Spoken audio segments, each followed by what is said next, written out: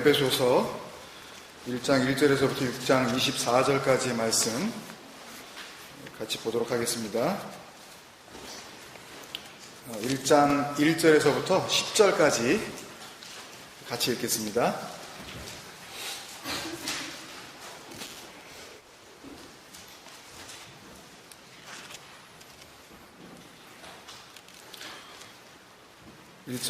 하나님의 뜻으로 말미암아 그리스도 예수의 사도된 바울은 에베소에 있는 성도들과 그리스도 예수 안에 있는 신실한 자들에게 편지하노니 하나님 우리 아버지와 주 예수 그리스도로부터 은혜와 평강이 너희에게 있을지어다. 찬송하리로다. 하나님 곧 우리 주 예수 그리스도의 아버지께서 그리스도 안에서 하늘에 속한 모든 신령한 복을 우리에게 주시되 창세 전에 그리스도 안에서 우리를 택하사 그 사랑 안에서 그 앞에 거룩하고 흠이 없게 하시려고 그 기쁘신 뜻대로 우리를 예정하사 예수 그리스도로 말미암아 자기의 아들들이 되게 하셨으니 이는 그가 사랑하시는 자 안에서 우리에게 거저 주시는 바 그의 은혜의 영광을 찬송하게 하려는 것이라. 우리는 그리스도 안에서 그의 은혜의 풍성함을 따라 그의 피로 말미암아 속량한 곧 죄사함을 받았느니라. 그가 모든 지혜와 총명을 우리에게 넘치게 하사 그 뜻의 비밀을 우리에게 알리신 것이요 그의 기뻐하심을 따라 그리스도 안에서 때가 찬 경륜을 위하여 예정하신 것이니 같이요. 하늘에 있는 것이나 땅에 있는 것이 다 그리스도 안에서 통일되게 하려 하심이라. 아멘. 에덴에서 반목까지 45번째 시간이죠. 신약성경 이제 10번째 책 에베소서입니다. 여러 가지 면에서 봤을 때 이 바울의 나머지 그 12권의 서신보다 이 에베소서가 우리에게 상당히 좀 익숙한 책인 편입니다. 그래서 한 주간 동안 이렇게 읽으실 때 그렇게 익숙한 만큼 또 더 깊이 있는 하나님의 은혜를 누리셨을 줄로 믿습니다. 그렇죠? 두 번씩 또 읽으셨으니까, 그죠? 에베소서는 옥중서신이라 그러죠? 그러니까, 그 뒤에 이제 계속 나오는 빌립보서, 또 골로새서, 그리고 디모데 후서, 그 히브리서 그 사이에 있는 그 빌레몬서, 요 세 권까지 합쳐서, 옥중서신이라고 그러죠. 바울 사도가 이제 로마 감옥에서 이제 두 번 그 투옥되고, 그렇게 생을 마감하게 되는데 첫 번째 투옥되었을 때에 썼던 이 서신서가 그 4권의 책이지요. 그리고 디모데 후서도 사실은 사도 바울이 로마 감옥에 있을 때에 쓴 서신서이기 때문에 또 어떤 면으로 보면 옥중서신이라고 할 수도 있어요. 그런데 내용 면에서 봤을 때에 바로 지금 이 에베소서, 이 에베소 교회의 목회자로 지금 있었던 누구죠? 사도 바울이 진리의 아들, 내가 낳은 참 아들이라고 했었던 그 디모데에게 보낸 목회를 위한 어떻게 말씀을 전하고 어떻게 하나님의 진리를 이렇게 나눠줘야 하는지에 대한 그 내용들이 이제 담고 있기 때문에 그래서 디모데 전서 그리고 디모데 후서, 디도서까지 합쳐서 목회서신 이렇게 구분을 하죠. 에베소 교회의 성도들에게 보낸 이 에베소서가 우리한테 좀 비교적 익숙한 여러 가지 이유가 있는데요. 그 중에 한두 가지만 말씀드리면, 하나는 요한계시록을 우리가 이런저런 방법으로 이제 많이 만나게 되고, 특히 그 요한계시록 앞부분에 나오는 소아시아에 있는 그 7개 교회에게 편지한 그 내용이 나왔을 때 가장 먼저 등장했었던 교회가 에베소 교회잖아요. 그리고 그 뒤에 나오는 나머지 6개의 교회는 또 바울에게 직접적인 편지를 받지도 못했고, 그래서 그런 면에서 이제 익숙하고, 또 에베소 교회에 이제 그 편지 되어진 이 요한계시록의 내용을 우리가 이제 여러 루트를 통해서 설교로 들으면서 너희가 다 여러 가지 잘하고 있는데 처음 사랑을 버렸다. 그 처음 사랑 회복에 대한 이야기가 우리한테 이제 익숙하기 때문에, 그래서 쉽게 떠오르는 교회이기 때문에 에베소서가 우리에게 좀 친숙하게 다가오지 않을까 하는 그런 생각이 듭니다.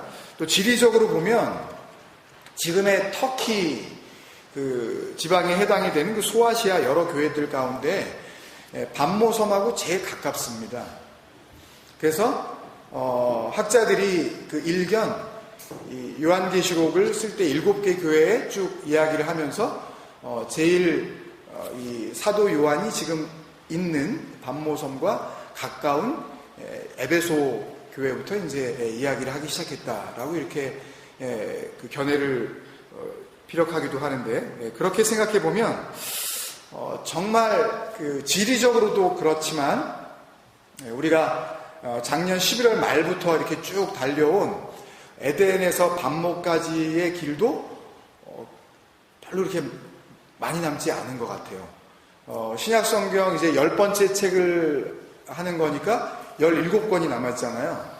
그리고 이제 대개 우리가 전서, 후서는 그냥 한 주에 이렇게 같이 읽어버리니까, 그렇게 해서 계산을 해보면 뭐 잘해야 한 12~13번 정도면 1년이 넘도록 이제 우리가 하고 있는 이 에덴에서 반모까지 이 연속 설교도 이제 막을 내릴 것 같아요. 그래서 고린도전서에서 그런 말씀이 있었죠. 바울이 이기는 자마다, 이기는 건 그냥 경쟁하고 그냥 어떻게 해서라도 내가 남보다 좀 앞서가자 그런 의미의 이김이 아니라, 이거는 우리의 이김은 믿음이다 했었던 그 믿음, 그 이김, 그 이기기를 다투는 자마다 모든 일에 뭘 한다고요?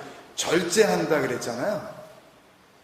그러니까 뭘 해야 되는지, 그러니까 그걸 통해서 내가 하나님 앞에 내가 잘했죠 라고 칭찬받으려는 게 아니라, 내가 정말 복음이 뭔지 알고 나니까, 내가 진리가 뭔지 정말 알고 나니까 이젠 어떻게 살아야 되는지 그 질서가 딱 잡히게 되어져 버리잖아요. 그래서 이기기를 다투는 자마다 모든 일에 절제하게 되어지는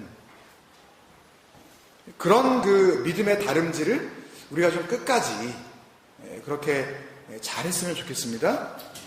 에베소서가 우리에게 친숙하게 느껴지는 또 하나의 이유는 일단 설교를 들을 기회가 굉장히 많았습니다.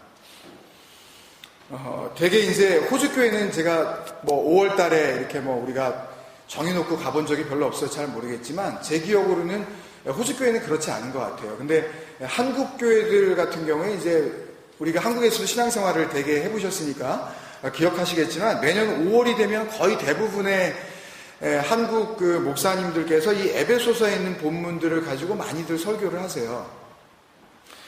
그러니까 왜 그랬는지 지금 와서 생각해 보면은 어떻게 그런 주일들을 만들어냈을까 하는 그런 그 의문이 들기도 하지만, 어쨌든 5월 첫째 주에는 어린이 주일, 그리고 5월 둘째 주에는 어버이 주일, 그리고 교회마다 조금씩 차이는 있지만 5월 셋째 주는 무슨 주일로 하는지 아세요? 교회마다 차이가 있으니까 이건 잘 모르실 수 있는데, 스승의 주일, 이게 제일 많더라고요. 제가 이렇게 보니까. 그리고 네 번째 주일은, 네 번째 주일도 그런 거하고 관련된 걸 하더라고요. 부부 주일.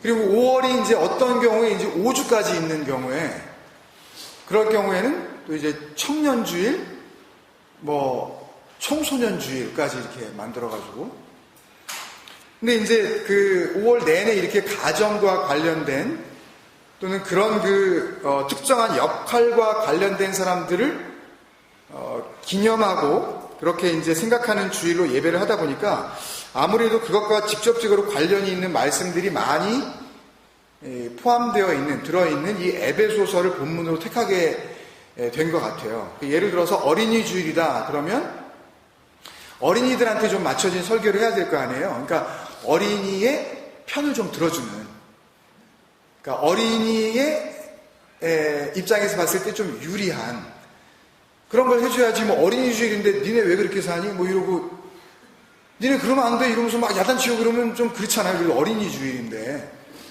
그래서 그 에베소 6장 4절이 이제 단골 성경 구절이 되는 거죠. 뭐였죠? 아비드라? 이게 빠떼르인데, 이게 옛날에 아빠 그 하나님 할 때 우리 한번 했었던 건데, 빠떼르. 이제 뭐 아버지, 뭐 또 parent, 부모의 의미까지 다 포함이 되는 건데요. 그러니까 부모들아 이게 되겠죠. 아비들아 이게.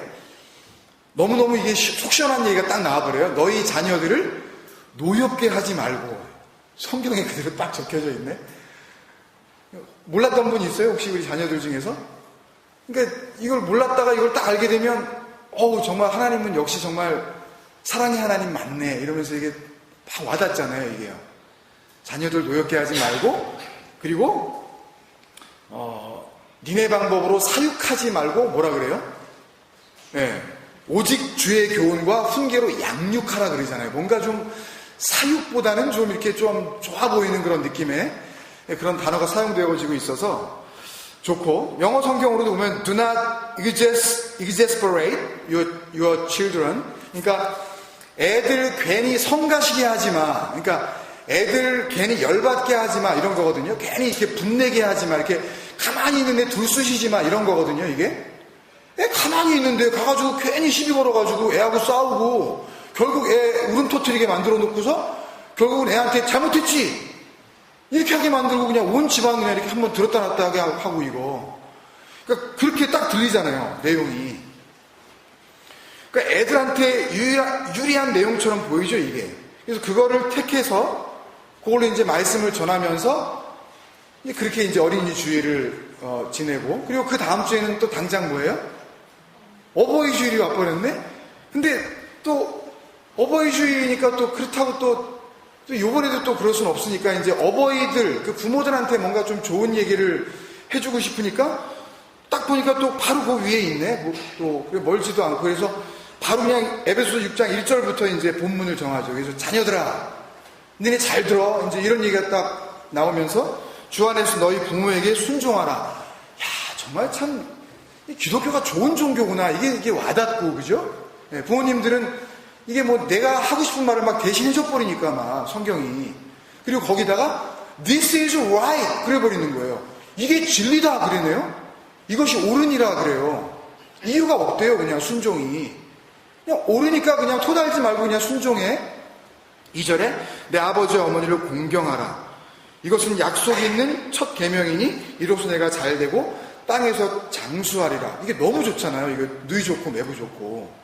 그러니까 부모들은 자녀들이 순종하고 공경해서 좋고, 자녀들은 또 그렇게 했더니 이 땅에서 잘 된다네. 그러니까 잘 된다 그러면 우리는 그냥 불쑥 뭘 생각하세요? 그냥 뭐 그거잖아요. 그냥 돈 잘 벌고 시집장가 잘 가고 성공하고 좋은 직장 가지고 그렇게 하는 거. 그게 잘 되고. 여러분들이 그러잖아요. 그 집안 잘 됐대. 그랬을 때 그 잘됨이 그러니까 예수 믿고 그 사람 전에는 진리를 몰랐는데 진리 안 거 가지고 여러분들이 그 집안 참 잘 됐대. 그런 적 있으세요? 우리는 아직도 그런 표현 잘 못하잖아요. 진리를 안다 그러면서도. 뭐 좀 돈 좀 잘 벌고 집을 갖다가 허름한 데 샀는데 갑자기 땅값이 확 올라가지고 하여튼 이윤이 많이 남기면 그 집안 잘 됐다는데? 이렇게 우리는 표현을 하니까 우리는. 근데 거기다가 덤으로 또 뭐까지 주신대요? 롱라이프까지 막 주신대네. 그냥 장수까지. 아니 오래 사는 거 싫어할 사람이 어디 있냐고요. 이러다 보니까 에베소서를 자주 만나게 되는 거죠. 여기에 뭐 그런 얘기 종, 상전, 사회적인 질서 이런 것들이 거기 다 포함되어 있으니까 앞으로도 아마 모르긴 몰라도 계속 이 본문이 그렇게 아주 유행할 수밖에 없을 것 같아요. 그죠? 매년 5월이 되면 전 세계에 있는 한국 교회들은요. 그러면 사도 바울이 지금 옥중서신이라고 그랬습니다. 그러니까 인권이 완전히 밟혀버리는 그런 감옥. 지금처럼 감옥에 있는 사람들의 복지를 생각할 수가 없는 그런 때, 2000여 년 전에, 그 시절에. 언제 어떻게 될지 모르는 그 로마의 감옥에 갇힌 채 지금 편지를 쓰는데요. 아무리 봐도 에베소 교회 성도들이 다른 거는 다 잘하는데 가정의 질서가 좀 안 좋아 보여요. 그게 좀 무너진 것 같아, 사도 바울이 생각하기에. 그래서 그것만 잘 정리되면 정말 이방 땅에 좋은 교회 될 것 같아서 다른 어떤 서신서보다 거기다가 그런 얘기를 지금 훨씬 많이 한 걸까요? 그리고 정말 주 안에서 자녀들이 부모에게 순종하면, 그러니까 우리가 쉽게 그냥 알아듣듯이 여러분들이 부모님 말씀 잘 들으면 그러면 정말 성공할까요? 그리고 정말 우리는 오래오래 살게 되는 걸까요, 여러분? 무슨 근거로 바울이 그런 이야기를 마치 개런티하는 그 워런티처럼, 그 보증서처럼 지금 에베소서를 지금 기록하고 있잖아요. 정말 그런 이야기들을 갖다가 에베소 교회에 넘겨주고 후대에 하나님을 믿는 백성들에게 그 내용을 알려주려고 자유가 완전히 빼앗긴 그 순간에 그 위태롭고 험한 그 감옥에서 이런 편지를 일부러 써서 보낸 걸까요, 여러분? 그렇게 어린이 주일 설교 제목이나 어버이 주일 설교의 내용으로 삼아야 할 정도의 그 정도의 내용밖에 안 되는 걸까요, 에베소서는요? 신약 성경을 깊이 연구한 여러 신학자들이 이구동성으로 이 에베소서를 이야기할 때 이 땅에 사람이 쓴 모든 책 중에 가장 신적인 책이라고 부르는 책이 에베소서입니다, 여러분. 이게 무슨 말이냐 하면 이 땅에 호흡하고 있는 인간이 기록하여 남긴 그 모든 책 가운데 가장 하나님스러운 책이 이 책이라는 거예요.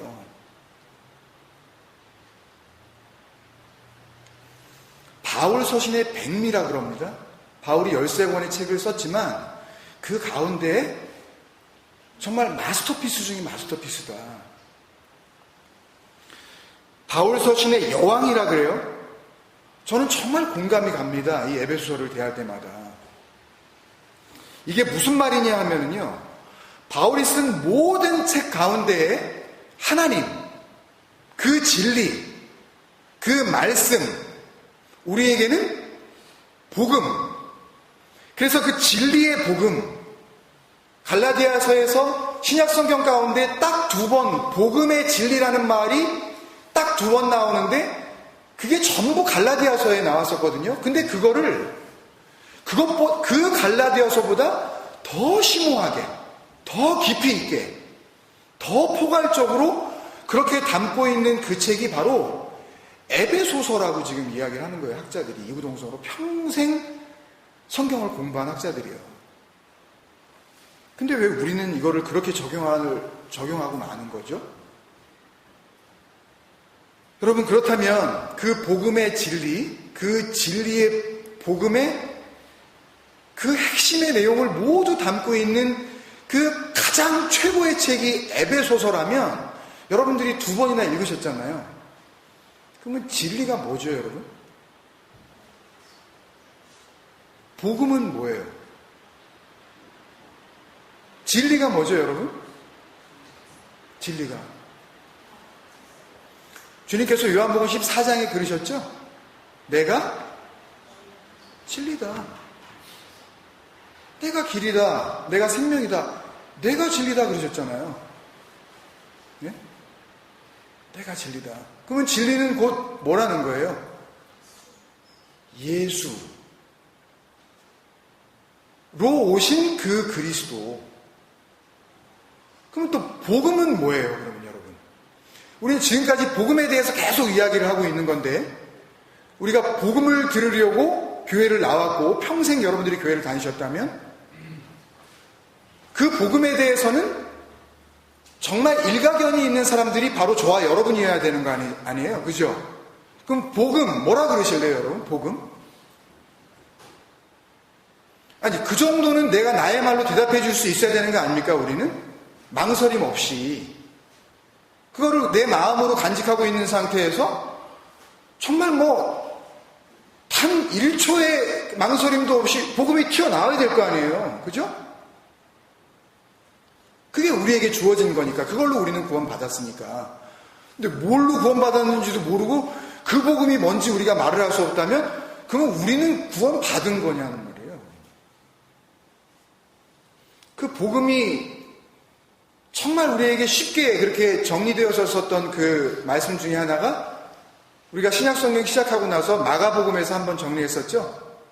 마가복음 1장 1절에 하나님의 아들 예수 그리스도의 복음의 시작이라. 이게 뭐 이렇게 한국말로 하면 뭐 어디에 이게 걸쳐 있는 것 같지만 하나님의 아들 끝나고 예수 그리스도 끝나고 복음 시작. 그래서 이 태초라고 하는 이 베레시트라는 말과 이 마가복음이 이야기하는 그 태초, 그 시작이라는 그 아르케라는 그 태초에라는 그 단어가 같은 단어라는 걸 설명하면서 그 복음이 뭔지 우리가 봤었잖아요. 그죠? 처음 들으시는 것 같으세요? 딴 교회 와서 설교하는 것 같아요, 지금 제가요. 그 아르케호 유앙겔리온 예수스 크리스투스 한 거, 그거. 그 호 유앙겔리온, 그 복음이 그 예수다. 그 그리스도고 그 하나님의 아들이다. 그게 시작이다. 그게 복음이다. 복음은 그래서 예수다. 그리스도의 예수다. 예수로 온 그리스도다. 그리스도가 복음이야. 그죠? 그러면 진리도 그리스도, 복음도 그리스도. 그러니까 우리는 그리스도를 모르고서는, 그 진리를 모르고서는 우리는 복음을 모르는 거죠. 우리는요. 그러면 에베소서는 바울이 쓴 서신서의 여왕이라 그랬을 때 그 서신서, 진리의 복음, 복음의 진리를 담고 있는 것 중에 여왕이니까 그 진리이신 예수, 그 복음이신 그리스도에 대해서 바울의 그 어떤 책보다 훨씬 깊게, 훨씬 뛰어나게 알려주고 있다는 거 아니에요? 그죠? 여러분, 그렇다면 정말 좋은 기회 아닙니까, 여러분? 그죠? 너무너무 좋은 기회잖아요. 그토록 복음과 진리, 그 예수와 그리스도를 잘 설명한 책이라면 그 복음과 진리를 제대로 알고 구원받아야 할 저와 여러분에게는 너무나 소중한 책 아니냐고요. 에베소서에 기록된 단어 하나, 그 말씀 한 줄의 문장을 쓰더라도 거기에 그 복음, 그 진리, 우리에게 주님께서 주시려고 한 그 생명과 그 구원을 알려주려고 한, 한때 그 진리가 뭔지 몰라서 엉뚱한 열심을 진리로 믿으면서 자기는 하나님을 섬긴다고 하지만 결국 그 하나님의 아들이셨던 그 예수의 대적자로 사는 게 뭔지를 몰랐다가 이제는 비로소 깨달은 그 한 죄인이 고백적으로 남기고 간 그 편지 가운데 베스트 오브 베스트라면 거기에 그 진리에 대한 이야기 말고 상관없는 이야기가 담겨 있겠냐고요. 니네 엄마 아빠 말 잘 들어? 야, 니네 자녀들이면 엄마 아빠 말 순종해야 되는 거야. 부모들 니네 주 안에서 애들 열받게 하지 마. 뭐 이런 얘기를 하려고 그 복음 중에 복음인 이 에베소서를 써 내려갔겠냐고요. 자녀들은요, 부모님 말씀 잘 들어야 됩니다. 이걸 여러분의 이익의 재료로 삼으시면 안 돼요. 부모님들은 애들한테 괜히 신경질 나게 하고 그러시면 안 돼요. 자기 승질을 못 죽여서 그걸 갖다가 그냥 애들한테 다 퍼붓는 그게 그리스도인의 모습은 정말 아닙니다, 여러분. 물론 그게 복음도 아니에요, 근데. 그게 진리도 아닐 뿐더러. 에베소서가 그런 식으로 혹 그렇게 보이는 내용을 담고 있다 하더라도 읽었을 때 그런 것 같네? 라고 할지라도 진리가 그리스도고 복음이 그리스도라는 것을 아는 구원받은 성도라면 여러분이 구원 받으셨다며요. 성도 맞다며요, 여러분들이요. 그렇다면 눈에 보이는 대로 그 말씀을 그냥 덜컥 붙잡아서 적용하기 전에 예수 안에 그리스도가 감추어져서 그렇게 이 땅에 오신 것처럼 율법 안에 이게 지켜야 될 거구나, 지키지 않아도 되는 거구나 라고 그렇게 우리의 탐심을 가지고 우리가 행동으로 뭔가 하나님 앞에 인정받고 싶어 했었던 그 율법 안에 사실은 그게 아닌 참 자유와 참 평안을 담고 있는 그 복음, 그 진리가 담겨져 있었던 것처럼요. 그렇게 윤리와 도덕과 예의범절과 사회질서를 이야기하고 있는 것처럼 보이는 그 말씀들 안에 감추어져 있는 그 그리스도, 그 진리와 그 복음을 볼 수 있게 해달라고 기도해야 되죠, 우리는요. 그렇게 안 보이신다면. 왜요? 말씀을 읽고도 그 말씀의 내용인 진리를 보지 못하면 광야에서 하늘에서 내려진 그 양식을 먹고 이게 뭐야? 한 자들은 거기서 다 죽었잖아요. 만나, what is this? What the heck? 이거라니까요. 먹으면서 이게 뭐야? 라고 한 자들은 전부 거기서 죽었다니까요. 그게 뭐예요? 그게 출애굽기란 말이에요. 그러니까 그 말씀을 우리가 받을 때에 그 말씀이 뭔지 모르고 그냥 내 육적인 눈으로 이해하고 판단하고 그걸 적용점으로 붙잡아 버리는 자들은 그 적용과 함께 그 땅에서 약속의 땅으로 넘어가지 못하고 전부 멸망당한다니까요, 여러분. 잘하는 짓이 아니에요, 그게요. 죽을 짓을 자기가 열심히 하고 있는 거예요. 그래서 주님께서는 우리에게 딴 거 구하지 말고 그거 가장 그 좋은 거, 딴 거는 우리를 구할 수 없으니까 그거 구하고 아이테오, 그거 찾고 제테오, 그리고 그 문, 엉뚱한 데 가가지고 문 두드리지 말고 그 문 두드리라고. 그게 예수님의 가르침의 핵심 아닙니까, 여러분? 왜 딴 데 가서 문 두드려, 왜? 왜 병 낫는 거 가지고 자꾸만 찾아다니고 그래, 왜? 왜 오병이요? 왜 너희 입으로 들어가는 그 양식만 쫓아다니면서 왜 예수를 쫓아, 왜? 그 얘기를 계속 하시는 거 아니에요, 복음서 속에서. 근데 오늘날의 교회가 그걸 하면 복 받았다 그러네? 오늘날의 교회가 그걸 조금 더 쌓으면은 그게 축복이라고 그러네? 그래서 사도 바울은요, 에베소서 내내 그 진리를 비밀이라고 표현했어요. 니네 안 보이지? 미스테리온. 그 영어 단어 미스테리의 그 어원이 되기도 한 단어인데요. 원래 그 뜻은요, to shut the mouth입니다. 입을 다물어버리다. 다물어진 입, 닫혀진 입, 말 안 해줘. 그런 뜻인데 누군가에게는 그렇다는 얘기예요. 누군가에게는. 그래서 비밀이라는 거예요. 똑같이 말씀을 읽어요. 하나님 말씀하시잖아요. 창세 때부터 계속 말씀하신 거잖아요. 예? 근데 그 똑같이 말씀을 주시는데 그렇게 말씀이 우리에게 주어지고 그 말씀을 읽는데 누구한테는 그 말씀이 내용인 그리스도로 보여지는가 하면 또 누구한테는 그 말씀이 껍데기로 오신 역사적인 예수로밖에는 보여지지 않는 거예요. 그래서 주님께서는 마태복음 13장 14절에 이 백성이 온 무리를 이야기하는 겁니다. 예수님을 지금 뭘 섬겨보겠다고 따라 나서는 그 모든 백성들, 듣기는 들어도 깨닫지 못할 것이요 보기는 보아도 알지 못하리라 말씀하셨잖아요. 말을 안 하는 그런 미스테리온이 아니에요. 하는데 못 알아듣네? 주는데 못 받는 거예요. 그거를 엉뚱한 걸로 봐도 그걸. 그러니까 하나님을 섬긴다고 하면서 말씀을 듣는다고는 하는데 그 어떤 이들은 그 진리로 완성되어질 그 성도의 죽음, 우리가 계속 금요기도회 때도 여러 번 다뤘었던 그 다나토스, 죽지 않으면 알아들을 수 없는 그 말씀, 그 자기 부인의 길이 뭔지 모르니까 뭐든지 자기 방식대로 들어버리고 자기 방식대로 해석을 해서 그 수준에서 말씀을 적용하는 걸 뭘로 잡아요? 자기의 최선의 선, 이게 구원의 길이야 라고 그것을 붙잡아 버려요. 그리고는 속으로 흐뭇해하죠. 갈수록 내가 괜찮아지는데? 내가 생각해도 내 믿음이 달라. 작년에는 저런 거 가지고 내가 빽소리 질렀는데 올해는 내가 참네?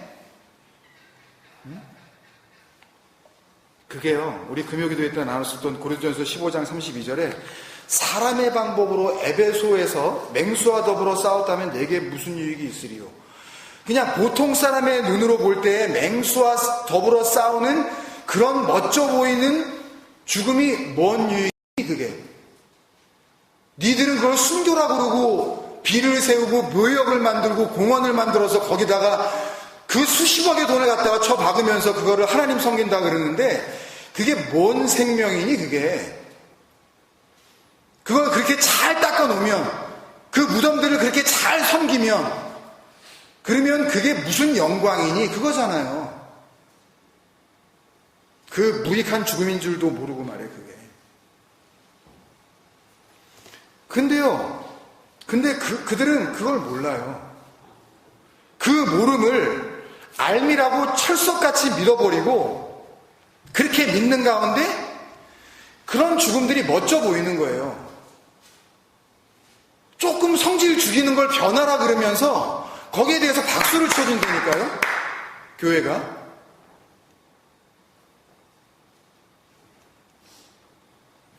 우리 애들이 얼마나 부모 말에 순종 잘하는지 몰라요. 그래서 하나님이 그렇게 애들에게 복을 주시나 봐요. 그 복을 어디서 찾아요?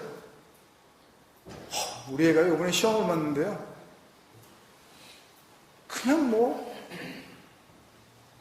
점수가 얼마나 좋은지 그냥 아프지도 않아요. 애가 얼마나 건강한지요. 에베소서 그 말씀이 정말이더라니까요. 그때 우리 목사님 어린이 주일 설교 듣고 그 이후로는 절대 애들 노엽게 안 해요. 우리 부부는요. 집에서 한 번도 이제는 큰 소리 내지 않고요. 지들이 알아서 하라고 맡깁니다. 그냥 하나님께서 키워주시는 거죠. 뭘 키워줘요, 하나님이? 우리한테 양육하라 그러시는데 지금.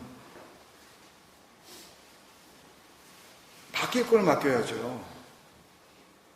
그러면서 은근히 자기 신앙을 자랑하는 거예요, 거기다가.